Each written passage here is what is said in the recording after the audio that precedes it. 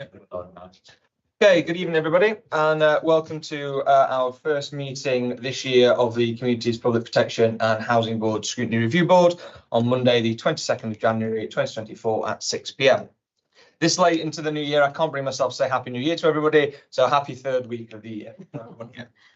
We'll make our way through the agenda. Apologies, I've not heard of any apologies for this particular meeting. Late items to be introduced by the chair, there are none for this meeting. Declarations of interest. Anyone any declarations of interest at all? No, okay, I'll declare at the start of this meeting, as I always do, that between October 2021 and May 2023, I was the Cabinet Member for Communities and Place, and then Communities, Place and Tourism. I believe, and Charlie, correct me if I'm wrong, it was my signature as part of the Safer Streets document that went on to getting the virtual reality headsets. I don't think there's anything on the agenda for this meeting that precludes me from chairing it in any way, but if anything does come up, then we'll make the appropriate concessions at that time. Okay, so minutes, item 4, minutes of the meeting held on the 27th of November 2023. Anybody any comments on the minutes at all? No, we all happy to state those as approved? Mm-hmm. Fantastic. Okay, so we've flipped the order for the two presentations that we've got tonight on the basis of everyone's time. So our first one is the localities presentation.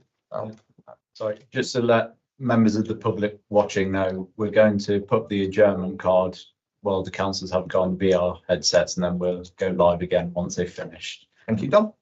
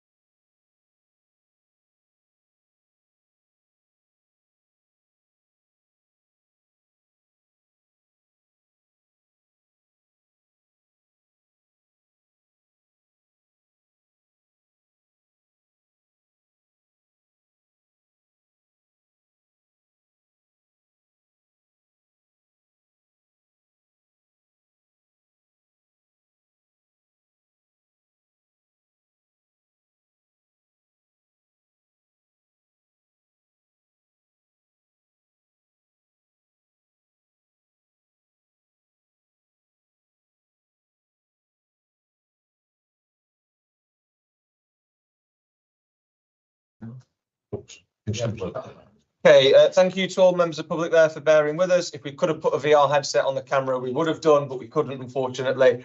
So we'll carry on then with our locality working update.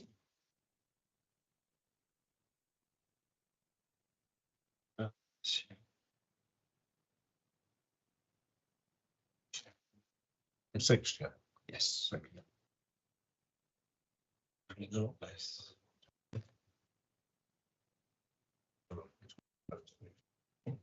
I'm 5 and 6 over after the presentation. That's fine.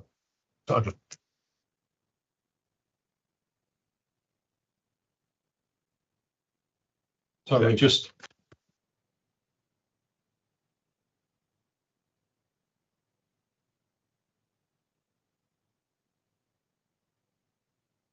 Yeah. So thank you, Chair. Locality working update as requested by the board. As we know, the three kind of areas of focus for the new locality working: people, place, and partnerships. Are we supporting our most isolated residents to get support of and access to the community? Do we have the physical assets in our local community to serve the needs of our communities? And how do we enable collaboration and support across the locality?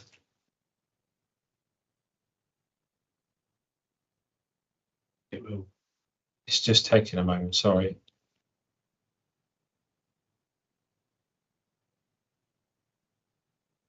I won't linger on this because it's a slide that the board have seen before, but in terms of the work that we've done as a locality team to bring what were three distinctly different services together, locality officers, local area coordinators, and public protection officers, the kind of the service vision and aim that we're working to is the one there that's in bold. So every person in Derby should be able to live in a place they call home, with people and things they love, doing the things that matter to them. It's been part of their community.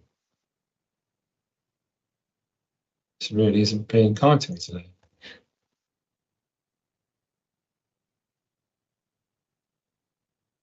The localities that you will now be familiar with, 1 through to 5. What we thought we would do today. So this is the outcomes framework that the locality service is working to. You'll see that we fit under the Resilient City workstream.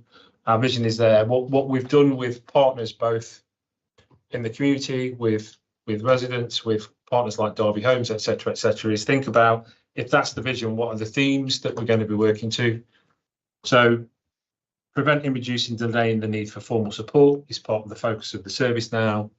Supporting engaged, connected and independent communities is one of the things that across the piece we've always worked to. Safe communities, proud of where they live is another outcome that we've worked to. So underneath this, we've kind of, as a service, we've developed questions that we would want to answer in order to respond to those themes. We've thought about the people that we would need to work with. We've looked at what's already happening, and we've started to build up and upon that. What I thought we'd do is talk you through some of the things that we have been working towards in terms of preventing, reducing, well, in terms of all the three themes. So across the service, there's been quite a lot of work gone on over the last sort of 9 months around various things. So developing that strengths-based approach in localities. Our focus has been on how we support the warm hubs and the community hubs to sustain and keep going. How we engage with residents through that format. How we best connect in and support the people that are running that. We've got an increased focus around engagement and education around the environmental crime, so particularly the fire tipping. We've been running a programme around mental health first aid training for residents and people that work in those communities. That's had quite a significant impact and quite a positive response in terms of how that works and what's happening. With regard to the prevent, reduce, delay stuff, team members are training falls ambassadors because we recognise that there are a number of people in hospital who get readmitted to hospital based on falls. There's some training that's available for residents to think about how they manage themselves at home, how they manage their own mobility, etc. So we're trialing that with our NHS colleagues to see if we can begin to cut off the flow of people that return to hospital unnecessarily.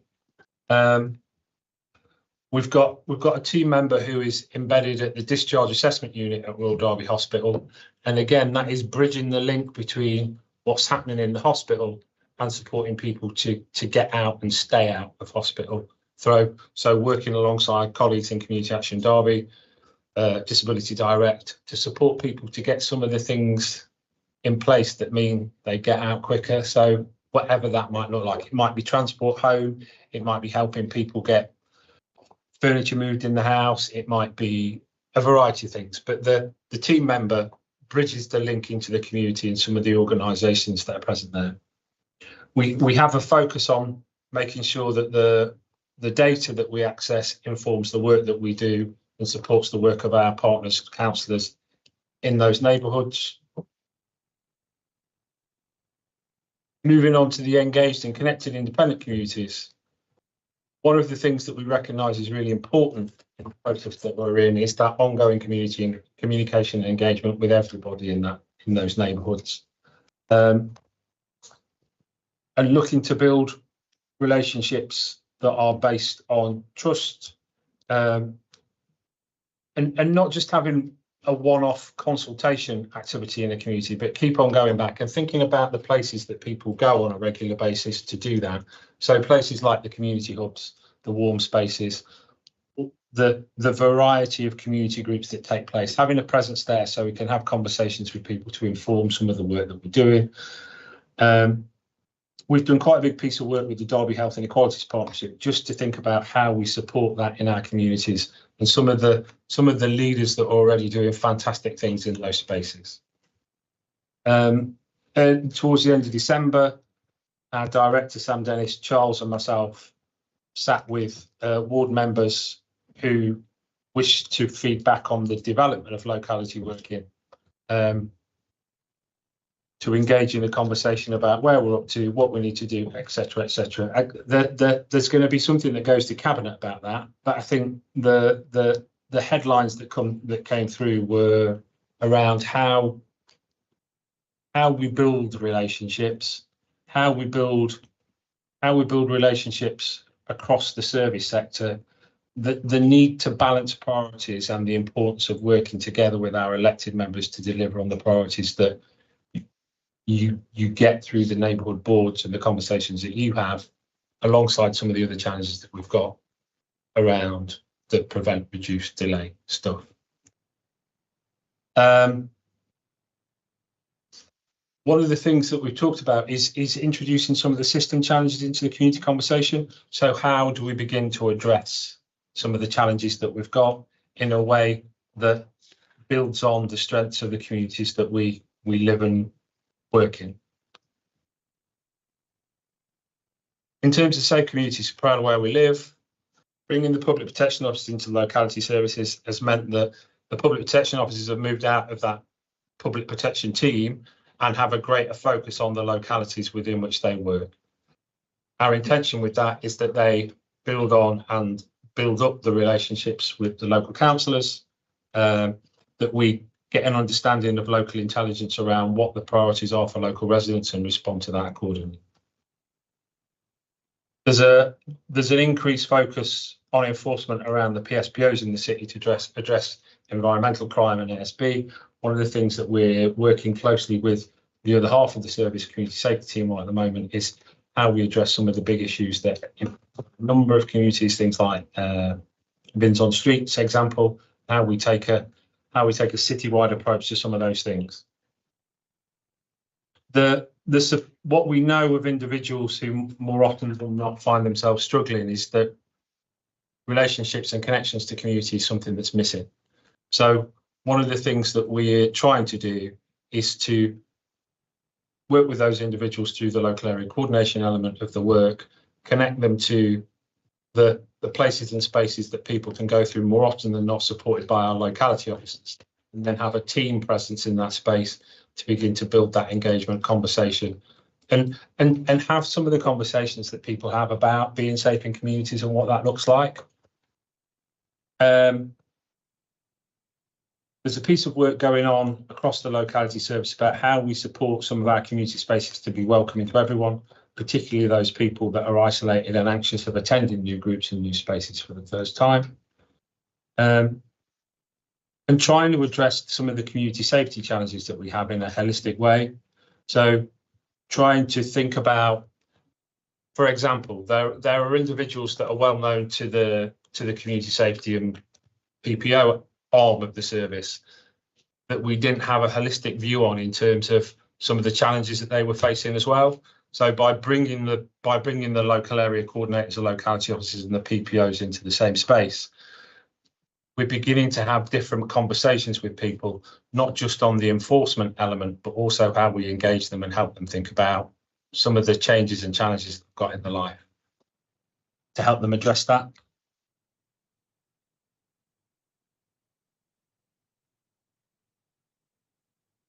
In terms of working together, one of the things that's been really important is to get the team out into those spaces where people are, to build those trusted relationships.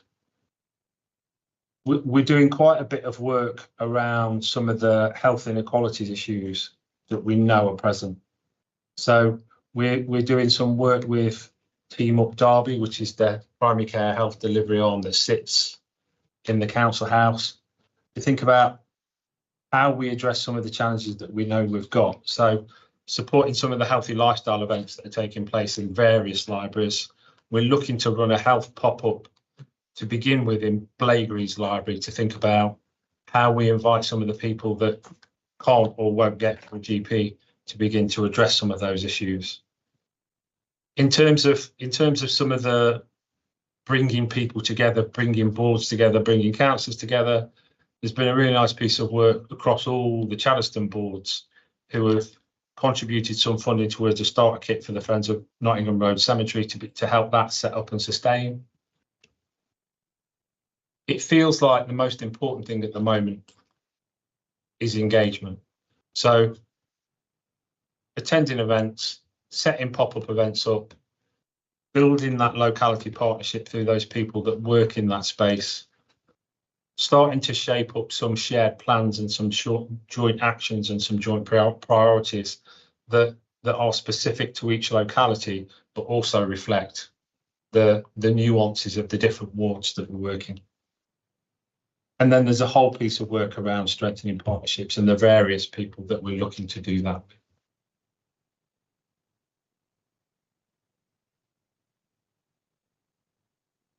with. Okay, thank you, Neil. So the decision to bring this report to this meeting was made while I wasn't chairing the meeting on the basis of the conflict I had at the time, having been a cabinet member that signed it off. This one, of course, was more of a report on the progress since then. So I do feel that I'm fine to continue chairing this element of it. I will throw out to anyone that was here when we requested this back. Did that answer the questions that were there? Or are there any other bits that we want to? Can I just confirm how many PPOs we've got at this moment in time, please? Yes, so we've got 2 PPO vacancies. We've got 2 in the city centre. We've got 2 in Derby South. We've got one person on maternity leave, and we've got 1 person who. We should have 10. Yeah. We've got 2 vacancies. Yeah. So at the moment we've got an establishment. But you've also got one off on maternity and one off sick. So you should have, so you've got nearly half of what you should have. Yeah. Okay. So that means 6 PPUs for the entire. And do we know when the person on maternity leave is coming back? Yeah, March. March. Okay. Wow. So that's 7 in March. And what about the other person? We're out for recruitment at the moment, so we've got a campaign now. Campaign for recruitment. Yeah, for a PPO. Campaign. Wow. So the purpose, what was the purpose of this report, if I may ask? It was an update on locality work. Update on locality working in what is projected or what's been achieved so far, or how it would be achieved in the coming future? My understanding, Councillor, was that it was an update on what we've been doing. Because I read a lot of points and it just seems like they've been, just added on without giving much thought on it, like looking through a different lens. And it's such a vague term saying looking through a different lens. what does it actually mean? You know, when I can read out that point. With the looking through a different lens, I take your point. The point that we were trying to make was more often than not. It's a holistic approach to long-standing community issues, viewing it through a different lens. What is that different lens? Well, the bringing together of the three services increased the focus on strengths-based working. So how can we build on what already exists? So three services: PPO, locality officers, local area coordinators. they were there before actually. No. Because every time we worked through neighborhood board before, area coordinator was there. And Correct, yeah. I'll come to this. I just want to ask the question: when neighborhood officers, when they are not in the ward, what jobs are they doing when they're at the back office? What sort of work is going on in the background? Whole variety of things. So whether it be sourcing neighbourhood board funding, That's there, isn't it? but yeah, we have to work out where we're getting it from, who we're paying, how we're doing that. We have to run through the Budget payments. Budgeting is one of the So topics. if you think about the work that Kelsey's doing, more often than not, locality officers will be picking up that sort of work, and that involves quite a lot of partnership working, building relationships. There's the kind of the ongoing neighbourhood running stuff. So some of the, dependent on the ward, that might be attending community groups, that might be doing walkabouts, that might be some of the pop-up conversations. So a whole variety of things.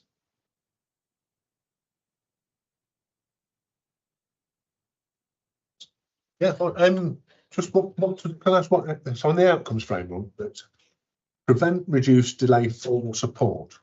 Yes. Who's going to do that? So I'm watching, can you put some more context on that? So yeah, in terms of prevent, reduce, delay more formal support, one of the challenges that we had when we established the service was that the outcome, one of the outcomes that we needed to achieve was to stop the flow of people that were, well, not stop the flow of people, but reduce the flow of people that were going through to formal assessments within adult social care, children and young people services. So which one of our staff, PPOs, LACs, or locality officers, neighbourhood officers, who's going to do that? I think all three are playing a role in that. So tell me specifically how a neighbourhood officer could prevent, reduce, delay formal support. By supporting the development of a community group where those individuals that we know are isolated and more often than not turn up at the door of a GP or start to call the council's front door can go to build relationships and connections, which we know builds resilience, which we also know can reduce the flow through to adult social care. I'm not sure I understand that answer. So you're saying that the neighbourhood officer would be involved in a group that are, let's just say, elderly people that are at risk of falling, or mental health or whatever. How many of those groups have we got? I don't think for me, it's not just those sort of big adult social care ones. If we look at the VR headset, that is a locality officer responsibility to take that out to the community and deliver it and target young people that might end up in the youth justice system. That is about potentially preventing that young person from entering there. Last year, when I came out to the Charleston Easter egg hunt, a great event where we had lots and lots of families turn up to it. Some of those families will have challenges with, I don't know, debt, food, warm hub issues around paying for their electricity and gas. What is it that, when we've got that group of people together, what is it that the locality officer can do to help those individuals whilst they're there? It's not just about the formal sort of like social care plans that we're talking about. It's the really early intervention stuff as well. Okay, none of that happened at that Easter Road event. I know, and that was pre bringing them together. One of the feedback that when I spoke to the staff, I didn't know if you wanted me to answer the question. No, yes, of course. When I gave some feedback to the staff on that, it was exactly that point. Was it resulted in a fun day for the families, and actually, when the kids were walking around collecting the eggs, parents were stood static, and that would have been a good opportunity to speak to people about some of the challenges they may be facing. And it's not about ramming stuff down people's throats and saying everyone's in like food poverty, but somebody might have been on that day, and that would have been a good opportunity to help them, and that might have stopped them from going into formal support or crisis as such. Okay. What's a falls ambassador? It's somebody who is received some training to be able to talk to be able to think about whether it's for themselves or those people closest to them, how to prevent and reduce falls in the home. Okay, so who will deliver that? Who will what? Sorry, Who will deliver that? At the moment we've got the locality officer, so Kelsey and Danny are going to be doing that alongside some colleagues from health. So they will. How will they deliver that then? So they will be PowerPoint presentation and talking to the group. To whoever it is that signs up. So we've got some residents, we've got some people from some community groups, a variety of people. I think I'm just going to pause there and bring a few other ones in. Then Councillor Chambers. It's just, obviously we've got this locality working, and my understanding was we're coming back to this meeting to see how that was going and to give us feedback on what's been positive, what's been negative. Now, there's a few things in there, but I'd just like to ask the question. I mean, I can't really comment on it because we haven't had a locality manager. No. I can't fault my locality officer, to be fair. When do you foresee, and from my point of view, I don't think any of the teams are actually working on the same page. From my point of view, when do you envisage it all sort of coming together and us all working on the same page, or are we working on the same page in other parts of the city? Because where I am, I feel we're not. Please. I think that's a fair reflection. What from the council sessions we had over the last month or so, in some areas it clearly is working, Okay. And there is synergy between the three teams, and in some areas it's not, and it's probably no surprise to you, councillor, in the areas it's not, it's where we've not had a locality manager. Which area is working? Well, the feedback we've had for, say, locality 1, And which is Chaddiston's Oakwood Spondon, it's doing well. We're seeing a connection between LACs, locality officers and PPOs, and all responding to council priorities as well as some of the more formal stuff that we've spoken about. In other areas it's not, and we've clearly got much more work to do in those areas, and they will be a focus for us going forward. In terms of timeframes, as soon as we can, because clearly we need to make this work across the city. And from my perspective, just because it's a success in one area, it's clearly not a success for us across the city. So just to add to that, that's putting a lot of onus on the locality manager. I mean, surely PPOs, LACs and neighbourhoods should be working together anyway without being overseen by a locality manager. Surely that should be quite organic. And that's just not, I mean, I couldn't even tell you our PPOs. I've never seen a PPO since I've been a councillor. Same people. You know, I've put complaints in, not complaints, I've sent evidence for flights, parking on grass verges, nothing. We have nothing back. And I understand, obviously, we've been trying to recruit. And again, the numbers last time that I was given in this scrutiny board, when I went away, were very different to what we actually had. So I'm hoping this 2 vacancies is obviously bang up to date data. But that's my worry. We're putting a lot of we're thinking the locality manager is going to come into Derby South and everything's going to be fine. But surely we should be Absolutely. Yeah, it shouldn't be as separated as it is at the minute, from my opinion. Yeah, and again, I think that's a fair reflection. I think where neighbourhoods have a locality manager, the opportunity to bring those people together to build relationships, to build understanding and build connection is much more seamless and is happening much quicker. I think in those neighbourhoods that haven't had locality managers, we are moving towards that, given the resource that we've got to support those individuals to come together. But culturally, it's been a piece of work and a journey that we are working through. Yeah, I'm just not seeing any benefits of it at the moment. And I'm trying not to be too negative because obviously, but that's all I've got to go on is from May when I was elected. Yeah, I appreciate it. Experience. So, okay, Kevin, also you just wanted to raise. I want to clarify there. You're saying that we haven't got a manager. We have. It's Sarah somebody. Edmondson. She contacted all. She sent us one email that said, I'm your manager. I've not heard from her since. That was about 2 February-ish. Well, a long time ago. Yes. Not heard a word since. Okay. So as you can appreciate, we're this side of the table are not very happy. Yeah. Because frankly, the service we've received this year has been abysmal. I mean, would you agree with that statement? I'm gonna slightly suggest, and so I'm just gonna slightly suggest, because the officer. I'm not saying it's something that I haven't said to Charles before in an email, which is the chief executive is fully aware of. I can believe that. What I'm just going to suggest is, because the officer themselves isn't here to explain, Well, I'm Charles going to is- suggest, given that we're live at the minute, that that's taken back and dealt with offline. And I'm happy to make sure that is dealt with and use anything I've got as the chair to. I just think with that specific officer not being here to explain anything, Yes. I know Charlie is, with the specific officer that's been named not being here to Well, they explain don't work for the anything. authority anymore. I think it's best that we take that one offline. Okay, that's Charlie, if you can guarantee that some answer will Yeah. be provided, if nothing is, please come back to me on that. I think it's just important in that context to make that call. Councillor Pandy, you were next. Well, on the negativity thing, I would say that, Derby neighborhood and the whole setup works far better than some of the council. I had an experience with Birmingham Council. They just don't do anything.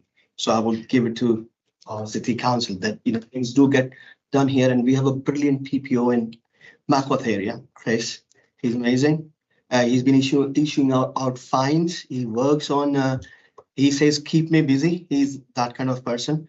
So really, there are some good people. But from the overviewing people, like for this presentation answer, I did find that it was quite vague and not very specific in a lot of terminology and what was shown to us. And if things are not working, then maybe hire a people.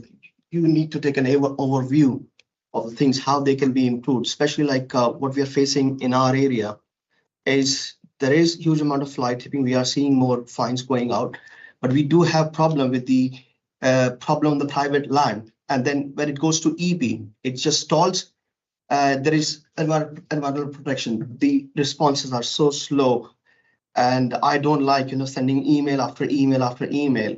But I do feel that that's one area where if someone can step in and, help us out, the councillors, then we can possibly make further improvements in Derby. Yeah, so going from presentation, looks like we're also depending a lot on community groups, community organizations. And so my question is, how long do we continue to do this until it becomes something of a learned dependency? And, we're not able on our part to fulfill our responsibilities, because there's a tendency, or there's a danger that we might outsource some of our responsibility to some of these community organizations. And I just want to know that we have that at the forefront of our minds, so that it doesn't become something that we sort of like outsource our responsibilities. Well, I think one of the things that we're really mindful of in terms of the work that we do and how we're working, that we're not a commissioner and a community group isn't a provider. It's very much a two-way relationship, and any connections or relationships that we build with those community groups have got to work for those people that are in the community group and running the community group. So I think as a service area, we're really mindful of that. So I think it's at the forefront of our mind. Follow. And I think it was 2 meetings ago when we sort of like asked for specifics. Now I know, we need to be mindful of, the situation we're in right now, but do we think that we can give some sort of confidence to a date when we might have at least those 10 PPOs standard, because it will help. From a recruitment point of view, we've offered contracts to people that have then stepped back. So we're at the mercy of people for a whole variety of reasons. But I can assure you, we're pursuing those posts to get them filled as soon as possible. Because from a service point of view, we haven't had a full complement of people to do what we want to do and build the relationships that we want to build with all those people that we know we haven't been able to get around to in the way that we would want right now. It's just a difficult question to answer in terms of committing ourselves to a time frame for you. I mean, what I'd say is we'll make sure that this board is kept up to date with the recruitment process. we can email at each stage of that process if you'd like us to, Chair. So the board is aware what stage we are at with all the vacancies we've got in the service. But to say to you 4 weeks, 6 weeks, it's so dependent on so many different things. And it isn't a localities thing. It's there's more services that are struggling to recruit. And if we are really honest, we've ran campaigns and we feel that some of the candidates haven't met the required standard, and so we've taken the step not to appoint, and that's a difficult one because we know we need individuals in the team, but we also want to make sure that when they land, we've learnt lessons from past experiences. We want to make sure that they're the right people for the locality that they're going to. Chair, will we okay to ask for like a monthly update on this? I think we could put that as a recommendation if we wanted to. Towards the end of the discussion, come back to that one. Fab, do you want to draft something up for us? Councillor Chambers, you were next. Yeah, that's the question. I'm quite happy to have a book of fines and go around and getting these people on the pub. That's Burgess, and fly tipping where the name and address of it. So just on, obviously you said we've got some positive feedback from work to reduce environmental crime and fly tipping, etc. Can you give me an example of what positive response we've had to that? Yeah, we did quite a bit of work around Normanton Road, where we did a targeted campaign with partners to really begin to address some of those challenges in a really targeted way for a period of time. That's had some really positive responses. Some of the work that we're starting to do to get on top of fly tipping in some of the other neighbourhoods, the work that Chris is doing in Locality 5, we're starting to get on top of that. When you say targeted on Normanton Road, what do you mean by that? What did you target? So working with partners, we identified a number of streets that we were the ones that we felt would be the streets that needed to be worked on, and then over a calendar dated period of time, continued to kind of turn up and be present. And then can I just ask, when you said we've got different agencies, departments, etc., attending community hubs, can I ask what that involves? Because I go to quite a few community hubs, and from the council, there's me. I've seen an LAC there today once, and I go on a weekly basis to community hubs. So who are we sending there? Because I must be missing them. So we're not sending anybody, but we're asking a whole variety of colleagues and partners to go, whether that be our local SNT, PCSOs, some of the people that work in the Move More team, adult social care colleagues, a variety of people are being asked to think about how they support those. SNT, actually, I will add that. We have seen Jane. Okay. Yeah, okay. I've got one more question, sorry. And then obviously you said we're going to be looking at bins on streets as an example, and I would put with that parking on grass verges, pavements and fly tipping, as I've already mentioned. So have we got any ideas on how we are going to tackle that, and when and how quickly, etc.? Because that is probably the biggest bugbear in our ward in terms of Parking on grass verges. Yeah. Yes. Bins on streets, fly tipping. So we had a public space protection order meeting last week with our legal team. So the PSPO is the orders that we can place on certain areas of the city or the whole city to restrict certain behaviours. So we've got one for dog fouling. We have one in the city centre for street drinking and committing antisocial behaviour. As part of that conversation, we discussed parking on grass verges. We discussed bins on street. We discussed e-scooters. We review the fixed penalty notices that we've issued against the current ones. So it's quite a lengthy meeting. What the team have been tasked to do is go away and find the evidence base for some of those things. So what they'll do is we obviously have to justify putting that legal order in place. Yeah. And when we start talking about things citywide, the threshold for doing it gets obviously much higher. So they've gone away to look at, so for the highways verge one, is to look at whether that's an issue bespoke to a certain area or whether it's an issue across the city, and what other legislation is in place already to prevent that from happening, and whether it's an issue around not enforcing current legislation or whether we need new legislation. Yeah. I guess from what I know about the specifics around your ward and your area is some of that that isn't covered by current legislation because there's no parking restrictions already in place, so there's no double yellow lines. It is. If Sorry, just the ones vehicle is damaging the grass, then they can be fined. So it's like a really difficult to enforce, but there is. But that would be, because that would be committing criminal damage, that would be for the police to enforce, not for the council. So this is about giving the council a mechanism to deal with it, which is through civil powers or through the PSPO powers. I don't think the ones in your ward is around like obstructing the highway or anything like that. So it's around the PSPO.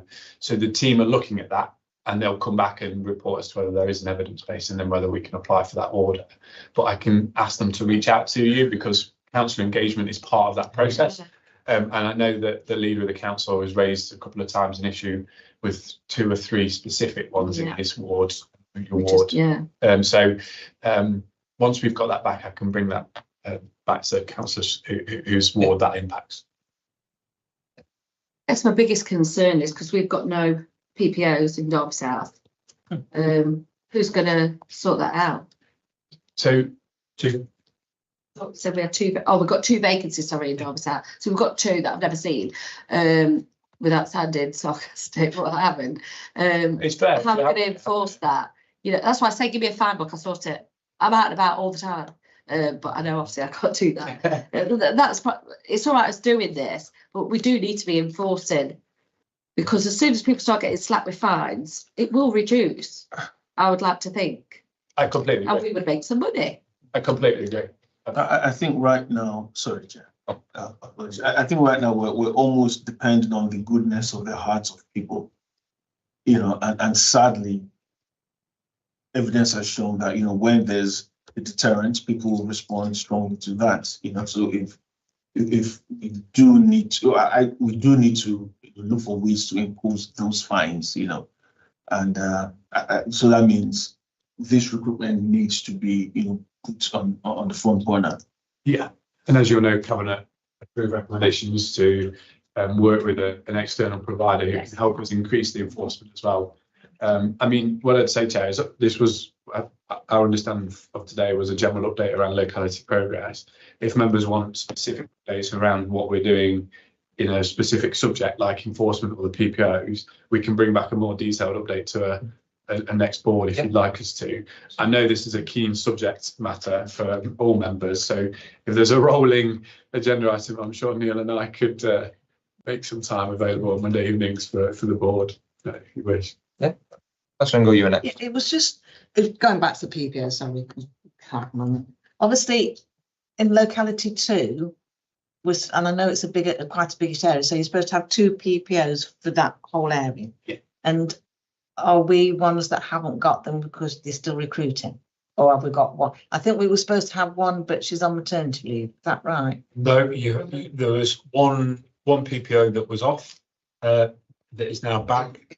So there's 2 PPOs started in your locality. So we need to see them. Can read their names and things. And to be fair, when we email them, you can verify what I'm going to say, Charles, is they just slope and shoulders things off to other people. And I just come to you and say, these people need to show a bit of just. Yeah, so you had your other point from earlier. Yeah. You're on about PPOs issuing fines. Can PPOs actually? Can you give us a list of exactly what the PPOs can give fines out for? Yeah. Could you just give us 1 or 2 while we're here? I probably could. Duty of care. Yeah, so littering, fly tipping, parking. Fly tipping's environmental services. PPO. So with fly tipping, if the offence is committed on the public highway, the PPO should be leading on it.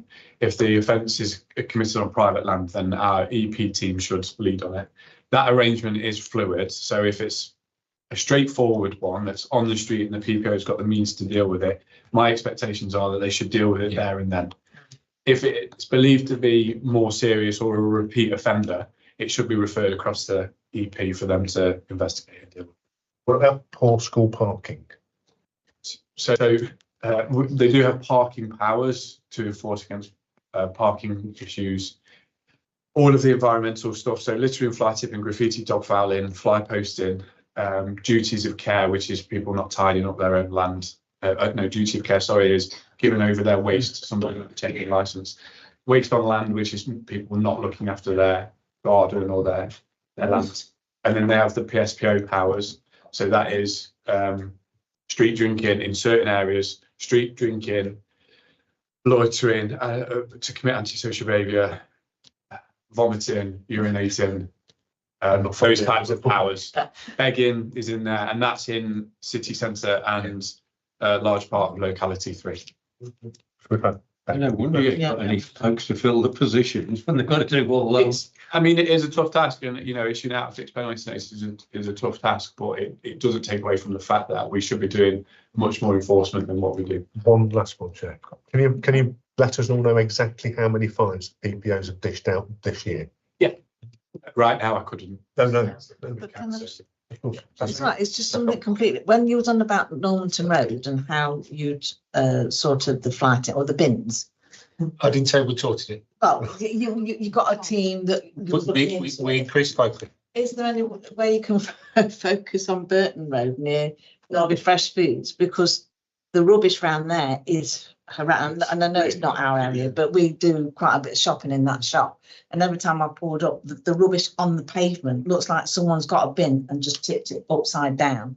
Never mind in the yards themselves. I don't know where it all comes from or who's responsible, but it is pretty there are a bad. few houses on that like usual suspects. Yeah, Right. yeah. And I think some of them did get emptied, but they've just got, Yeah, or get left definitely. on pavement. Yeah. It's just like. And while you're in that area, go into the bread, because it is absolutely unbelievable. It is, yeah. And they bake it on site. It's amazing. Councillor Pandy, you're next. Finally, Phil has allowed me to speak.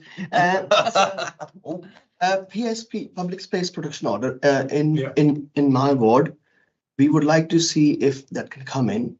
Once with bins on street, and the other is if we can get permit parking easily, because in some cities, you can just do a blanket one, isn't it?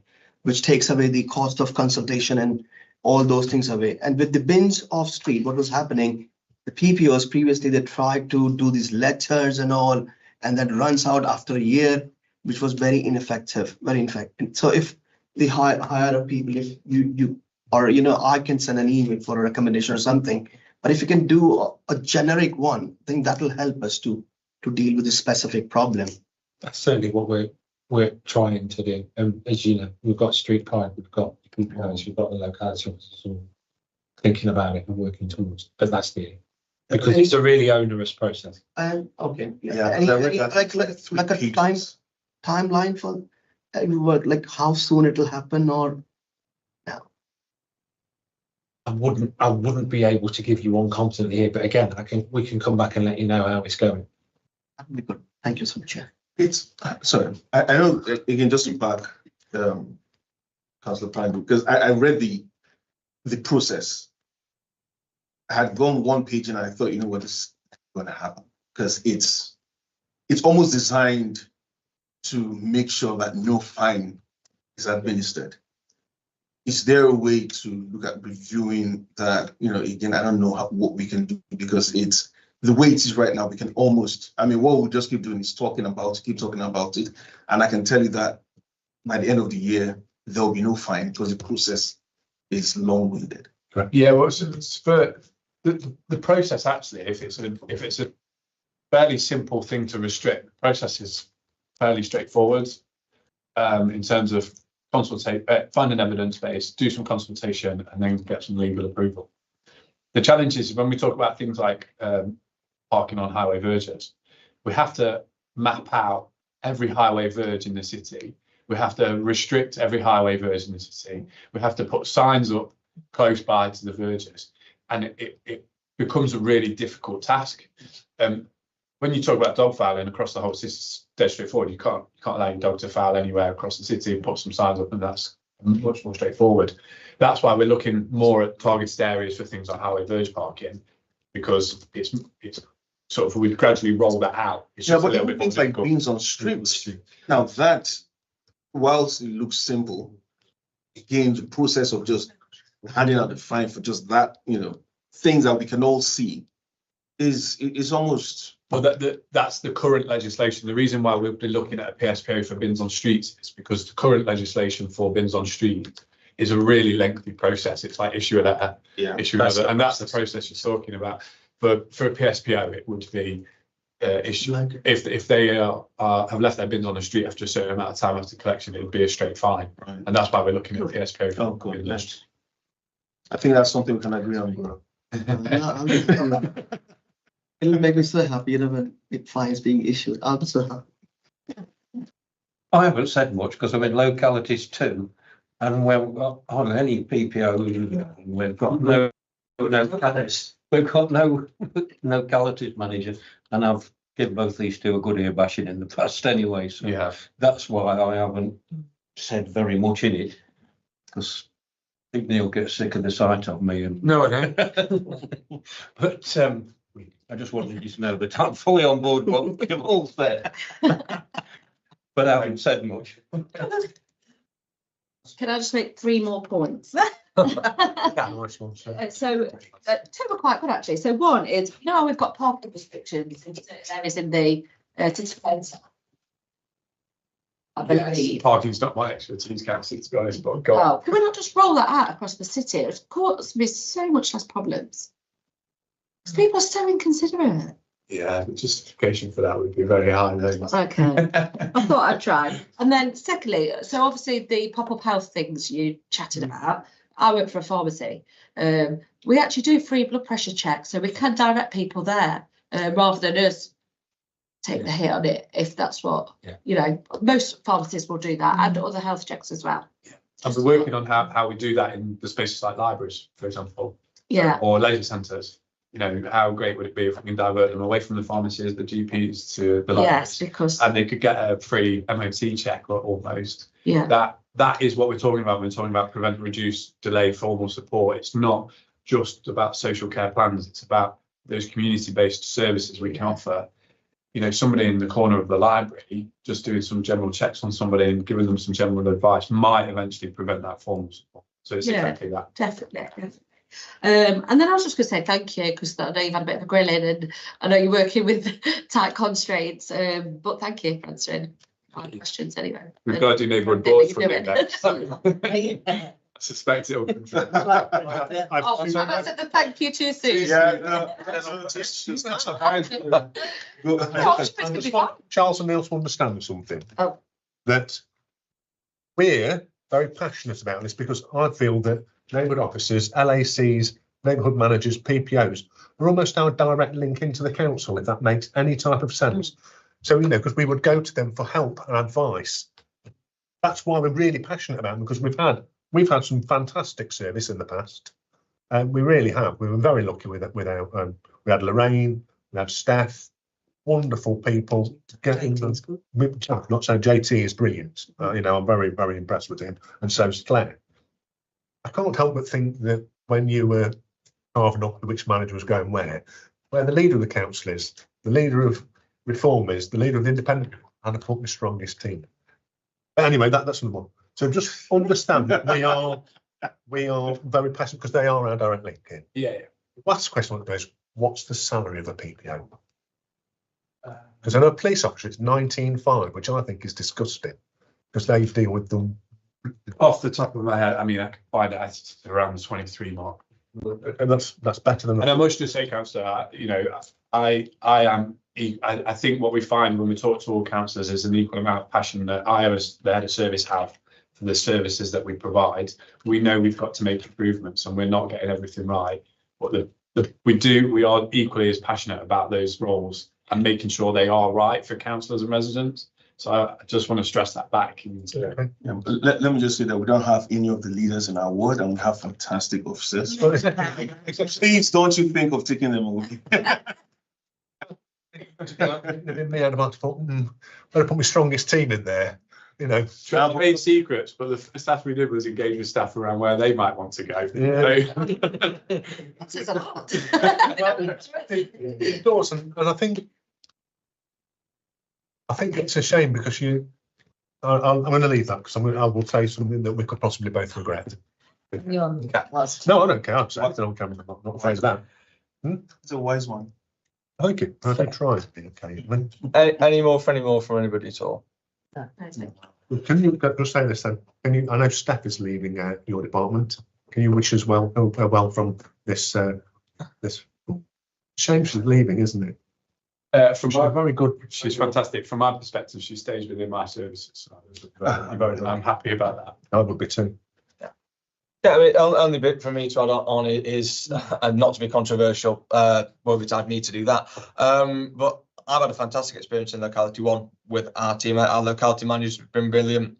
Our locality officers have, our PPOs have, our LACs have. Now we've just lost one of our PPOs to secondment, so maybe we're soon going to have the same issues that have been going on that bit. But we have had a fantastic experience with our officers. But where my question is sort of around the budget going forwards. Now, I don't want to get into the politics and the debate of the budget. That's been through exec scrutiny. It will come to full council to be debated. But what are the lines of the budget that affect this area the most going forwards? So there are a couple of savings from the budget, and as you know, it is out for consultation at the moment. I think it's around the 240 mark that's against the locality work in.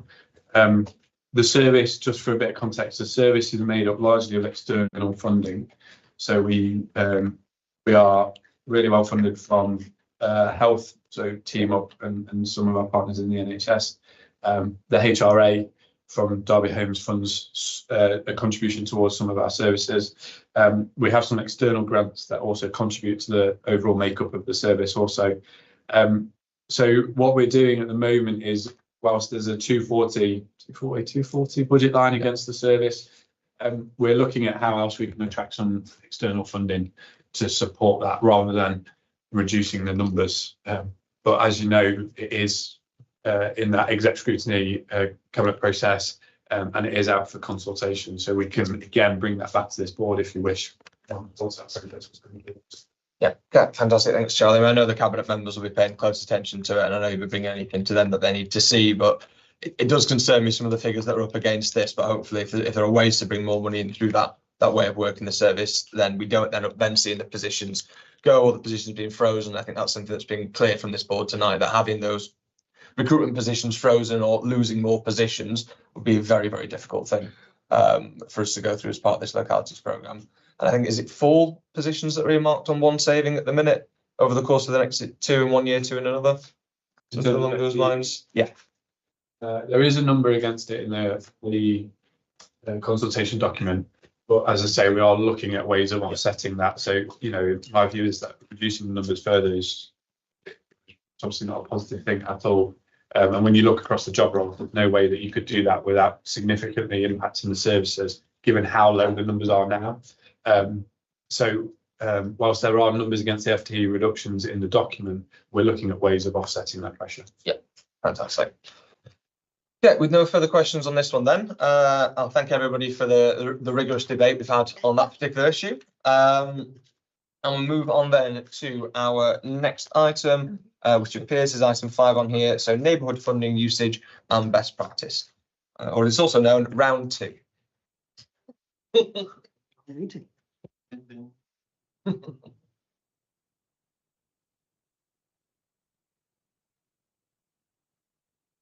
Okay. Yeah. So for some context, as everybody will know, I won't labour on the point. Neighbourhood funding is to be used for projects or events that will benefit both the neighbourhood and its residents. Allocation is funded by the relevant ward councillors, ward committees. Funding can't be used for a variety of things, including projects that require ongoing maintenance, anything that goes against city council policies. A variety of organisations that can apply, including those not-for-profit BCS organisations and community interest companies. Neighbourhood ward funding is allocated based on the number of councillors that are in any ward. So a ward with 3 councillors will be awarded £15,000, 2 councillors £10,000. This equates to £255,000 this financial year. Up until this point, £114,093 has been agreed by neighbourhood boards. I think everybody in the room who will have been part of the neighbourhood board allocation of funding process will understand that that is a movable feast. There are a number of things that have been agreed. There are a number of things that are currently in train. that localities officers are working through as part of their jobs. And we also have a round of neighbourhood boards coming up where there will be a significant allocation of funds. The January rush, as it's also known. Absolutely. 25% of each neighbourhood board budget can be carried forward to 2024, 2025. So I did some analysis of neighbourhood board expenditure, and I'm not quite sure what level of detail you wanted me to go into. So what I've done is I've divided it across so VCS sector spend, private sector spend, public sector spend, and again, this is amount that is a very movable feast as we move into the January rush. So across the voluntary community sector spend, money to date has gone across over 40 VCS organisations with a whole wide variety of areas and spend, from supporting young people to have the finances necessary to join the guides, through to community events, a whole wide set of things that has been useful. In terms of private sector spend, money tends to have gone to external contractors for the pragmatic things that take place that are part of place. So everything from planters to Christmas trees to litter pickers, etc., etc. Tends to be across historically trusted providers. So there are a variety of providers that you can see relationships have been built and developed with. Public sector spend, so money that is spent with internally in DCC to support and build on some of the things that we've already talked about. So from street cleaning to litter bins to printing costs, etc., etc. In terms of good examples of community spend,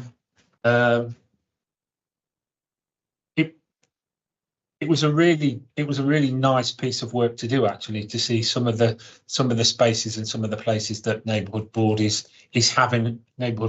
funding is having an impact. So from things like a community garden project that's not only bringing partners together, but is bringing residents together to enable volunteers to take ownership of the community centre garden, which from our perspective of a locality service will mean that our local area coordinators have somewhere to take people to go, why don't you have a go? Yes, why don't you join people with regard to that? Quite a few neighbourhood boards have allocated money to the warm welcome spaces, really positive development, expanding reach, supporting existing spaces to do more. Community group development, so the Friends of Nottingham Road Cemetery that I talked about this morning, this morning, it feels like we've been on all day, sure we haven't. Supporting community groups to move from being non-constituted to constituted to applying for neighbourhood board funding.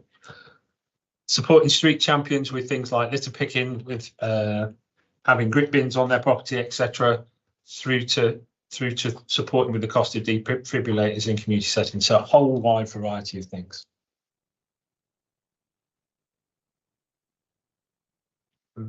Thanks, Neil. So I'll just ask one particular question for myself and then throw it out to everybody, really. One of the things I most hoped would come out of the 4-year election cycle was that neighbourhood board money wouldn't sort of be treated as a bit of a guarded secret in a way, and that wards would be far more willing to work together, there'd be far more cooperation across party lines, and that there'd be far more working together in that space. I know an example from my ward around some encampment prevention methods, where you've got 3 Conservative councillors working very closely with a Liberal Democrat councillor and a Labour councillor. We've had a great email exchange today, and it's got a project up and running that may not have been possible with yearly elections. Is that something we feel we've seen across the city, that people are far more willing to work together? I know there's a great example of the Chaddesden boards all coming together. Is that something we've seen citywide? I think we're starting to see it. I don't think it's across the city at this point in time, but it's something that I know that locality officers are looking to build in as part of their conversations where it's appropriate, to get that added value. Fantastic. Back to everybody. So just quick clarification on the 5% rollover.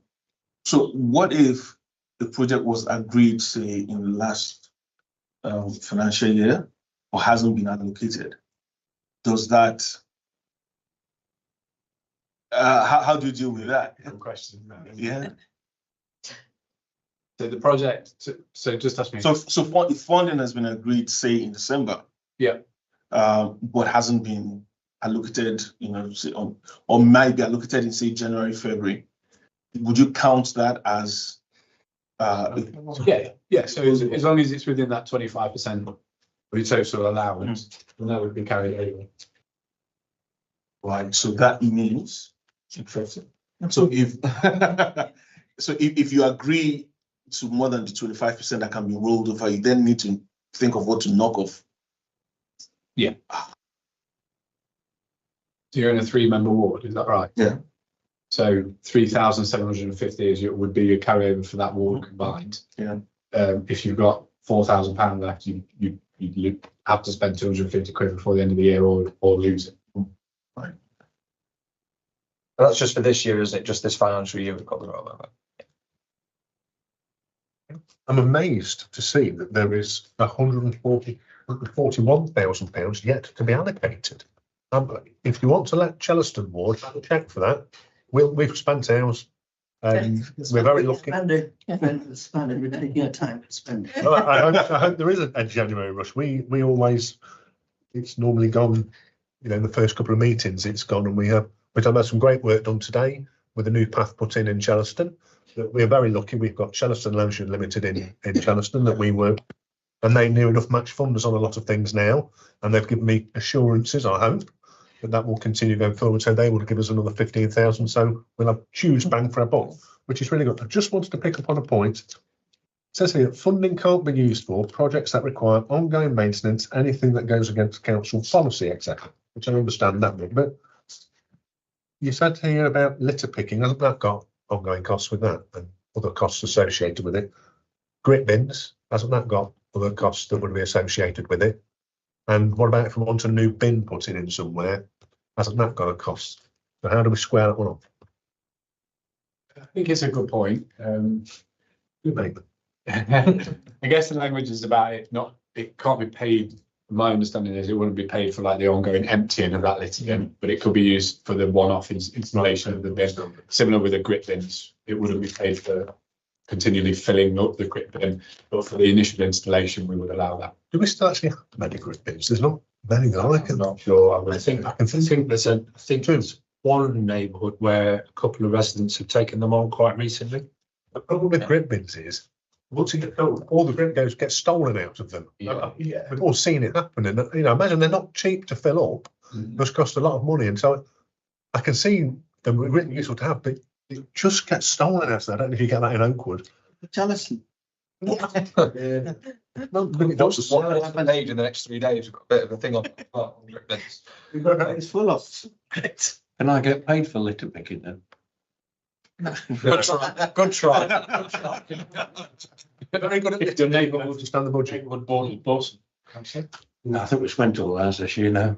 Yeah, Yes, that would be a question around that 140 figure. When was that the figure? Because I know, for example, we had a meeting of our board a bit ago. We went down from 8 to about 2,000. I don't think that would be accounted for in that figure. So when was that a figure from? So this was, I'm just going to see if I can look at the last. So I probably had an email that gave me the updated figures about a fortnight ago. Right. Yeah. So I mean, it is such a movable feast that it is just a snapshot in time. Yeah, that's fair enough. But I thought the percentages were quite pleasing, really, across a balance across the piece. Anybody else? I would commend the Derby setup in a way, because here we are not. Again, I was in Birmingham and they were talking about like you can't even put the correct sign up for the dog falling or something, health and safety and that kind of nonsense. And I would like to commend Derby City Council that we haven't gone. Even if you do, we will still keep putting them up. That is on it. That's all. No, okay, just one final one for me, just on that, so each neighbourhood allocated £5,000 per councillor. So obviously we did that, it was the subject of a lot of discussions about the new 2-member wards that were introduced. It adds up to £5,000 per councillor, but just to guarantee on that one, we had also discussions about whether in the future it would be brought in that it would essentially be that for a ward that had 2 councillors of one party and 1 councillor of another, there would be ability for it to be essentially £5,000 each, and that it wouldn't always require consensus of the board. If there was something one councillor really wanted to do that the other 2 didn't, there was a way to spend the money or pool it when it was needed, just to make sure no councillor spent 4 years being frozen out of their neighbourhood board. Did we ever get to a point of that really being introduced? Is it still on the table, or is it all working quite well now and there's not seen as a need to do it? I guess my reflections are it's working quite well at the moment, so there hasn't been a need to say like a council allocation for this is actually your £5,000. I guess it could be on the table and it can be part of our ongoing conversation. As you know, we're having ongoing conversations about councillors being able to spend across their term and not just the 1 year thing. So we're more than happy to keep those conversations going. Yeah. For the context of anyone on the board, this discussion goes back a while. It spoke about an example where the first time one councillor found out about the allocation of neighbourhood board money was when it appeared on an opposition party's political literature. So it was around that discussion of was it needed at that point to make sure that was no councillor ever found out that money was being allocated in that way. It sounds like it was all working well at the minute. There's no need to do that, which is always good. It's good to know it will be on the table if we ever needed to do There's that. only one mixed ward in the whole city. That Macquarie, isn't it? Yeah, That's that's second. Chadderton North. Chad As North. well. 2 of them. All right, sorry. And the Conservative councillor in Marquardt lost his Labour council. Doesn't he, Guru? Moving on. Moving on. Okay. Any further questions or comments at all on that particular item? No, fantastic. In that case, then we'll go on to item 7 for the work programme for our next meeting. So this would have been our final meeting of the entire year. I'm very, very glad we've all agreed to put that additional meeting in there. Dom, correct me if I'm wrong, we haven't anything yet scheduled in for that particular meeting. No, we've got the future. So we've got the list of topics there. I think so Charlie and Neil may have accidentally volunteered to bring localities back to that meeting on the 29th. Neil didn't. Neil's on holiday at that Title of time. Yeah. This scrutiny board has housing in it, does it? So I think given that, so we've got there Monday, 29th of December, so sort of over 3 months, would you guys agree that gives us sufficient time to bring some form of something back for that one? Yeah, that's absolutely fine. And what I would ask is, as we're approaching that, if board members have got a specific subject item that they'd like discussing, if they can via yourself, let us know so we can make sure that the presentation covers that. I think the public protection PPO role is something that's come out of tonight that we'll make sure is included in that presentation more specifically. But we can do a general overview. But as I say, if councillors have got specific things, let us know so we can cover it. So what I'll suggest then is, if we say by the end of the first week of February, if every member of the board can send over any ideas they've got to myself and to Dom, and then we'll compile those ideas together. We'll get that over to you then, giving you 2.5 to 3 months of time to get the preparation work there. And we can bring another report back for that meeting. That sound okay to everybody? I think you've got everything there. I don't think, not sure I feel the need there. We've probably got most of the thing. If anyone thinks of anything additional they forgot to mention or anything, Yeah, that's fine. obviously we mentioned PPOs that are going to be covered. If anyone thinks of a specific issue they want within that, verge parking or anything like that they want to be covered, I think it'd be good just to have that list to remade for us. And then do the recommendation. Yeah. Do you want to do the recommendation for that one as well? Oh, no. Yeah, no, go for it. Right, so to read it out, yeah? Yeah. Yeah, so it's agreed to recommend that the localities team provides the committee with monthly updates on the milestones achieved with the PPO recruitment drive. Yeah, so anyone second that one? That's Chambers, thank you. Okay, all those in favour on that one? Fabulous, thank you. So I think it'd be a good one, as we've taken that one under the work programme. I think that'd be good if that can then start to be incorporated as something that we do outside of the meetings, but also that a summary of the 3 months is brought as part of that report. I think that's really helpful. Chambers? Sorry, I got what's to do with the BAR, but Councillor Cora's message to say she's not well today and sends her apologies. So if you could just have. Yeah. Okay, so as always with this one, if anyone thinks of anything else they want to add on the work programme, please do drop myself and the vice chair an email and we can add that on. I know we did discuss Rainsway as something to bring back. I think given the changes aren't due to come into April, it probably is still too early to bring it to that meeting. We'd have 3 weeks worth of data. I've got to say, Well- sir, we went to Rainsway on Saturday with, you booked it, which I was I quite know. impressed with. Twice. Same day Very. appointment, incredibly smooth, brilliant, really, really impressive, to be honest with you. Really quite pleased with that. Oh, glad you had a great time there. I did. I've got to tell you, Family day the out. funniest, it is for us. The funniest thing was we were putting green waste in, just green waste, that was it. Somebody put a plastic Christmas tree in there, which I thought was beyond. I just thought, who actually does that? Plastic Christmas tree in the green waste. Could be interesting, can't it? Yeah. So I think it would still be too early to bring that one back for that particular meeting. I think it will be for, you know, for the board after the next AGM to decide about putting that one on the work programme. Whether I'm the chair or someone else is, we'll ensure that is a recommendation. I can't going see it forward. not changing in the AGM, so. We'll have to see. But yeah, with that then, so if anyone comes up with any ideas, email myself, the vice chair, and Don will get those in. But thank you all for tonight. I think we've had a very, very good discussion on a lot of topics, and we'll close the meeting. Thank you all. Thank you. Thank you.